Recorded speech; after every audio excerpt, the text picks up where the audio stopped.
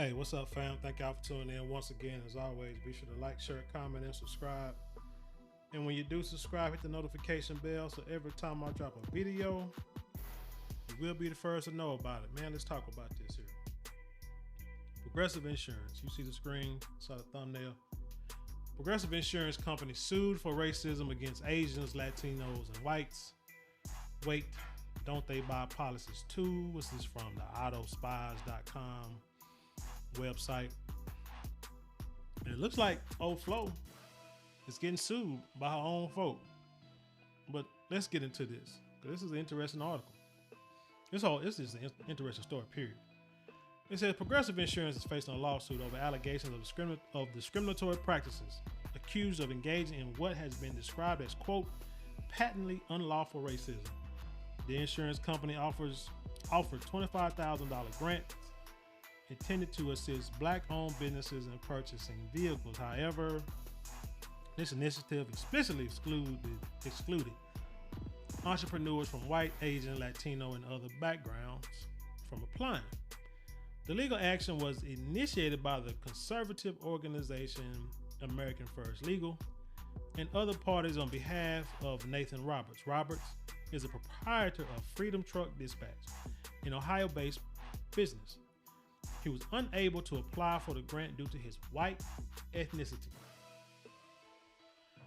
Despite inquiries from DailyMail.com, Progressive, known for his... You know what? Go back right quick. I like it there, that it said his white ethnicity, because, we're talking about reparations a lot now. So here's what I'll say. There should be a poll put out, or what they call like a census put out, to where people identify themselves. Have to list, have to put down what they identify as. If it's ADOS, FBA, Latino, white, Hispanic, or whatever. So that way, when the reparation checks come around, no one who can go out there and say, well, my great-great-grandmother was a slave. Sorry, buddy. That ain't what you identified at, because when it came to this lawsuit, you identified as white. But anyway, let's continue. Despite inquiries from DailyMail.com, Progressive, known for its distinctive and quirky advertisement, did not respond to requests for comment. The company previously stated that the grants aim to support Black-owned enterprises that historically face challenges in accessing capital. Now, see, here is part of the problem. You know what? Let me continue for a little bit, and then I'll get into it. Gene Hamilton, a lawyer representing AFL, framed the case as part of a broader effort against major corporations that inject racial considerations into every aspect of their business operations, employment practices, and more. But but for years, for generations, all these companies have hired, their people, which is why you had like affirmative action, or what the original reasoning for affirmative action, because you wasn't hiring enough Blacks, Hispanics, other people, Asians who were qualified, which is what's still going on now. You see stories about how people will apply for a job and won't get any callbacks, or very few callbacks, but they'll turn around, send in the same resume, but change the name to make it sound more Anglo-friendly, and they get calls right back. They get interviews set up and everything. So it's funny, like when that's going on, I don't see an AFL filing lawsuits. It's only when you are discluding them. But for all these years, when you see how when you look at the land and how very little land our people own, the housing market, the redlining with the housing market, and how they try to put us all in a certain area and then drop the property value. Don't put taxes on. Because see, when you try to think about it, let me tell y'all a little quick little story. Okay? A little bit of information. Back in the day, I was looking for my first house. Me and my ex-wife or whatever. I remember our real estate agent kept trying to get us to get a house south of 20. Now, I grew up in Pleasant Grove, lived in Oak Cliff, for a little while. I was always observant. I learned that from my mom and dad. Pay attention to stuff, whatever. Understand what's going on, understand politics, understand economics, things of that nature. I even lived, matter of fact, I lived south of 20 for a little while in an apartment, and I saw how the neighborhoods were becoming, right? There's a lot of us, which I got no problem living around a lot of us, but the problem is I was hell. I think my car got broken into, radio stolen, living in these apartments. But that's where they'll put us, right? But you go down the street, around the corner, up the block, and you'll see that old white money, that middle class, upper middle class money, what they call old money. That was when I stayed in Lancaster. Now DeSoto was still kind of old money too, but DeSoto was more old money than Lancaster was in this little area. But Lancaster has this place, still got it, has its places, it's kind of ducked off a little bit. But anyway, looking for a house. Kept trying to put us south of 20. I'm like, nah, I'm not moving down there because I see what you're trying to do. Because see, south of 20 is real close, right down the street from Oak Cliff, which, like I say, no problem with Oak Cliff. Everybody ain't bad, but Oak Cliff, at the time was known for, having a high crime rate. So it's real close. So most of the people who lived in Oak Cliff or South Dallas in that area, they wanted to get away from the hood. They moved to DeSoto. They moved to Lancaster. The problem is, like my dad used to tell me, a lot of times these people try to get away from the crime in the bad neighborhoods. A lot of times they the ones who, their kids are the ones who causing the problems in the neighborhood, and they don't see it. Then they bring them out to the suburbs or to nice areas. And then eventually those areas become, crime infested. But it's just the way life is. It's just the evolution of how like real estate stuff works. If you just look, you'll see how, you have a place where a bunch of, a bunch of black people, a bunch of white people in one area, black people in another area, and then say black people start migrating over to the white area because the way they do it is, once, it's not that you don't want to live by your people. The problem is you buy a home, and then when more and more of us move to that area, more and more of them will move out, but then the property values will be appraised lower. Not saying they're worth less realistically, but because the powers that be say that, hey, you get more than 10% of your neighborhood contain black people, your property values are going to go down. And that causes problems. People get up, so white folks move out. Then more black people move in because the houses are cheaper. Once they do that, they just wait for the values to keep going down. Then black folks like, man, I ain't staying here because my property values are going down. It may not have anything to do with crime. It's just a perception. Then black folks will be like, well, hey, I see a neighborhood, nice neighborhood, property values are up. I'm gonna go move into that neighborhood. And then you have one and another, and then white folks move out, and it's just a cycle. That's just how they got it set up, right? So anyway, as I'm saying, trying to move me south of 20. I'm like, nah, I'm not moving there because I see what you're doing. You understand what I'm saying? So you're trying to push us down there because you want the land by the highway. You want Oak Cliff. You want South Dallas. You want all that land that's close to the highways and freeways because that's prime real estate. You want Uptown because it's right by the major highways.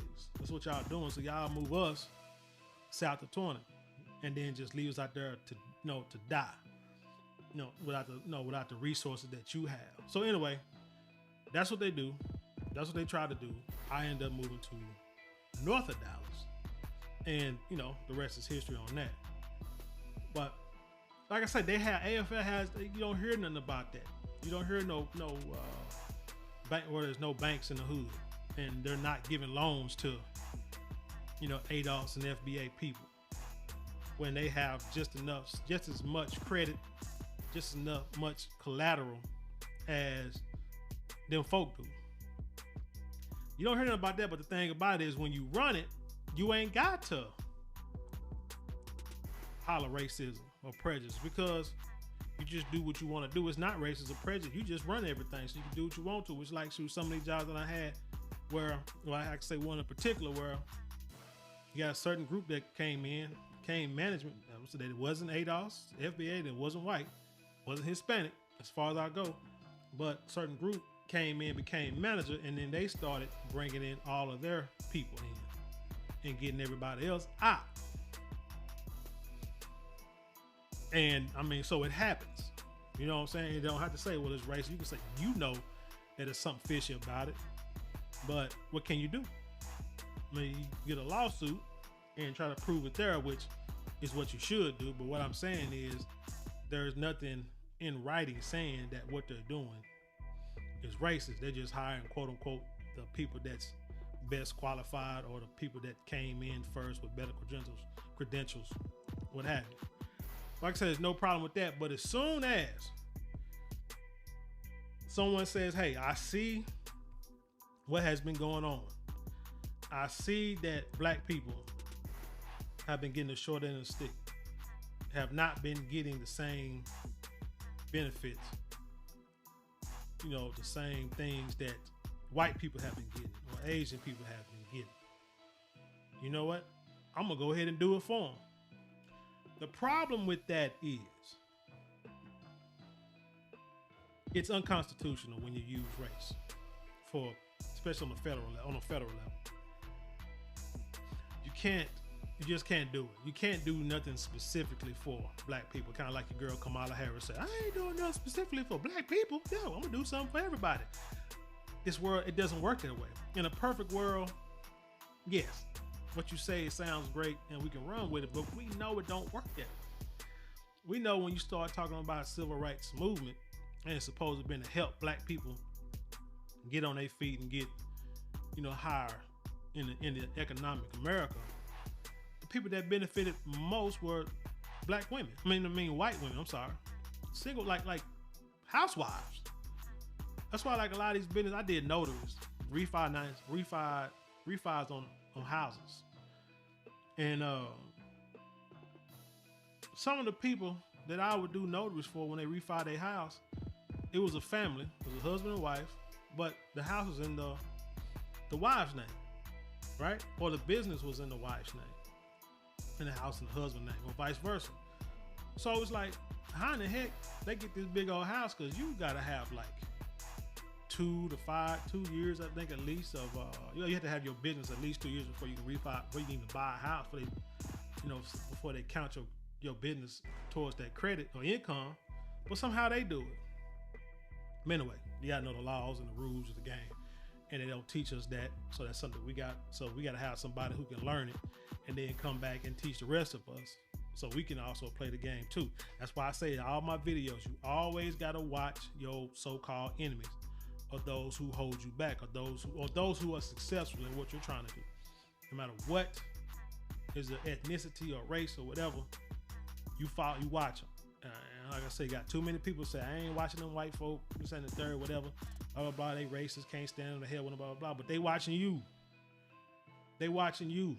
And they're watching for all your mistakes. And when you make a mistake, like sell your grandmama's house, like not fix up your neighborhood. So what if the property values go down? That's what they perceive it. If I know people who live off the grid, who move to the country, get a trailer, and away from everybody, do you think they care about what their property values are? Seriously.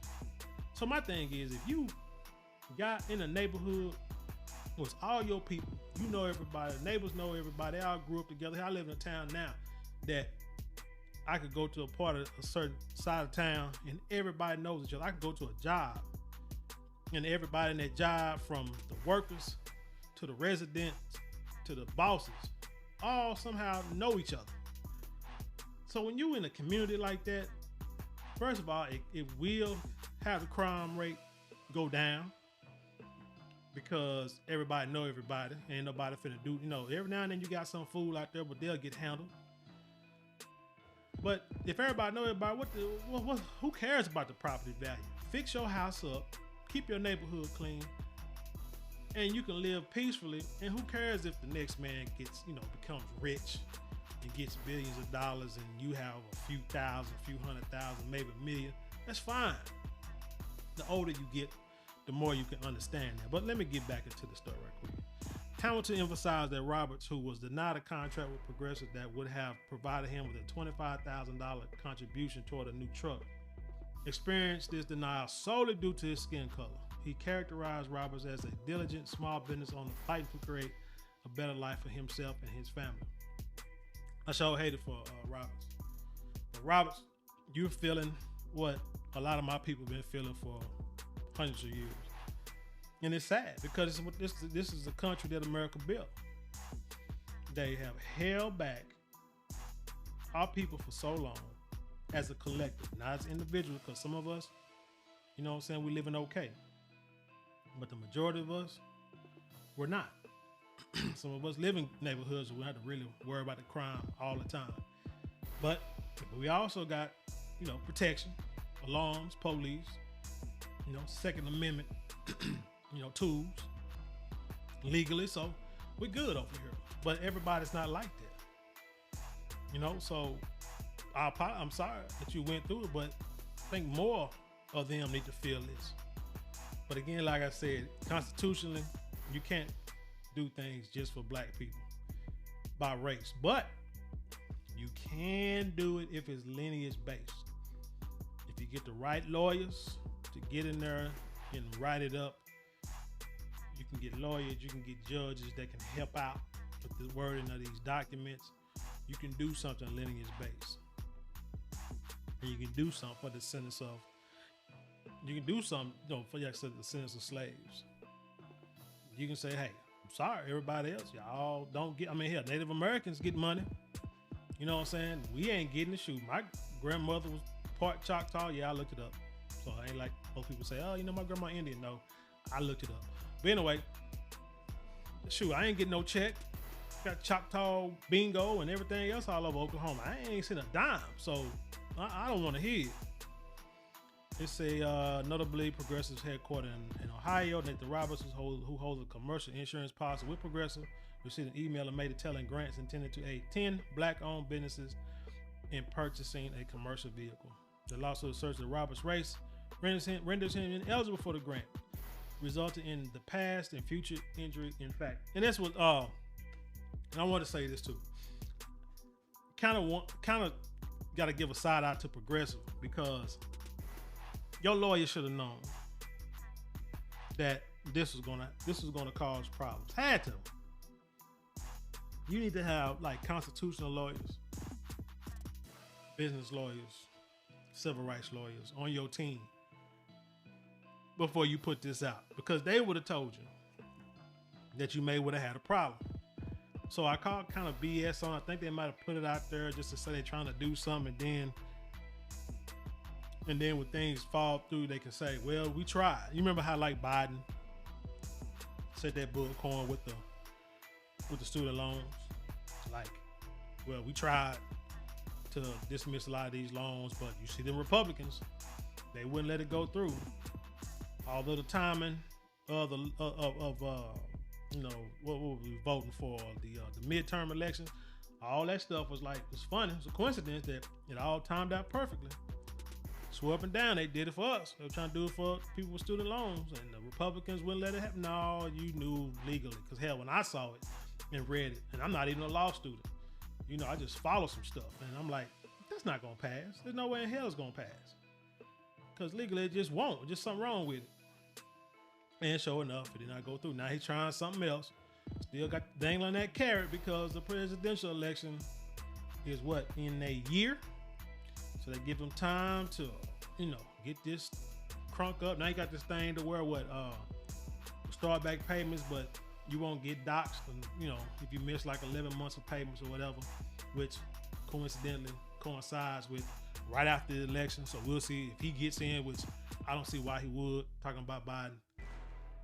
If he gets in, as soon as he get in, everything gonna hit the fan when it comes to these student loans, even harder than before. But because there are things that he can do now to help out. I mean, you had the whole Congress, you had the House, the Senate, everything. You could have done anything you wanted to, and you didn't. So, man, the hell with politics. Anyway, yeah, the race rendered him ineligible. The lawsuit is a comprehensive 50-page document. Man, let's look at this AFL right quick before I end this little spot. American First Legal. American First Legal files class action lawsuit against Progressive Insurance for illegal race discrimination. Right. Oh, that's the news. But I want to go to the head page if I can. It says a fresh release. Let's just click. Let's just go like this. Fighting back against the lawless executive actions and the radical left. So you see it's a conservative website group. You see that? You see that guy there? All right. So you already know what to think on that one. Say American First Legal is a longer way to answer to the ACLU. So yeah, see what that's about. We are committed. So ACLU, who's trying to get equality amongst everybody. Well, I think it's Hispanics, for the most part. But this guy says, nah, we ain't giving nobody. We're gonna make sure everything stays constitutionally right. But it ain't been constitutionally right. Constitution has been in place, but everything ain't been equal, man. You can miss me with that stuff. We are committed to an unwavering defense of true equality under law. See? National borders and sovereignty, freedom of speech and religion, classical values and virtues, the sanctity of life and centrality of family, and our timeless legal and constitutional heritage. See, that's what's gonna eat us up. It's constitutional, because as long as it's in the Constitution, they have a leg to stand on. But everything that's been done has been unconstitutional over time. But somehow it was able to do it. It's kind of like how these tax laws benefit the rich, but there's nothing unconstitutional about how it's done. But the rich are white, and it hurts the poor, which are everybody else. You see what I'm saying? But then you say, hey, that's not right. Well, Constitution is okay. There's a no-win situation here. That's why I said we got to look at things. We got to forget about that racial wealth gap. Forget it, because it's not until they give up them reparations checks. It won't disappear no time soon. That's why the thing is, what you work on is individual, but under code. Everyone says, I'm going to teach my kids, educate them, make sure they make A's and B's in this jacked up educational system, or learn the system. Homeschooling would be the best, or finding a school that's more geared toward, your own people. But you learn history, you learn government, economics for sure, and law. I would say if it's two things besides your basic math and learning how to read and write and comprehend, the two main subjects that our kids need to learn is law and economics. You learn those, sky's the limit, and it's going to help us, like I say, lessen that wealth, quote unquote. Like I say, forget the wealth gap. You want to learn economics and the law for one, because you want to understand, especially like taxes. You want to know about money, how to make money, how to invest, how to make your money grow exponentially, how to pass it down to generations without it being taxed, without being taken by the government, how early to do it, and how to do it. You'll get your family in the right direction. And if everybody does that, then that means everybody will be on code. Then there's no stopping us. You understand? So this is Stephen Miller, president of the First American Law. And you see some of the things that they have filed lawsuits on, instant investigation regarding the Biden administration attempt to circumvent SCOTUS ruling to end affirmative action. So they don't want that. They want to leave that alone. Let's see. investigation into Merrick Garland's latest attempt to interfere with parental rights. Yeah, I can understand that one. Let's see. Look at a couple more things here. Come on. Fannie Willis, they trying to do an investigation on her, the whole Trump lawsuit. Talk about the Arizona election. Culture. So you see, so you see what's on the screen. My thing is, this is what you need to do. You have to know what they're thinking and how they operate. That's the only way you're gonna get ahead. If we keep sitting back in our own little old neighborhoods, not worrying about nothing but what so-and-so got down the street, what he driving, what she wearing, her nails, eyelashes, her hair, we ain't gonna never get nowhere as a collective. I myself, I'm gonna get somewhere as an individual. And I'm gonna try to bring along and teach as many people as I can. But other than that, like I said, we all gotta get on code. But anyway, tell me what you think about this story. Like I said, they trying to sue progressives, trying to sue old Flo because she's trying to give black folks something. But again, they would have been better by saying, basically would have been better by saying, okay, we're gonna give contracts to minorities, and then just messed around and just give it to 10 black businesses and be like, oops, didn't realize what we done. You see what I'm saying? It's the way to do it, because that's how they do it. That's how they do it. So it's like, damn, that would have been the easiest thing to do, but some people just too smart for their own good. But anyway, tell me what you think. Leave your comments below, then share it with the world. And with that being said, I leave you in peace, and I'll see you on the other side.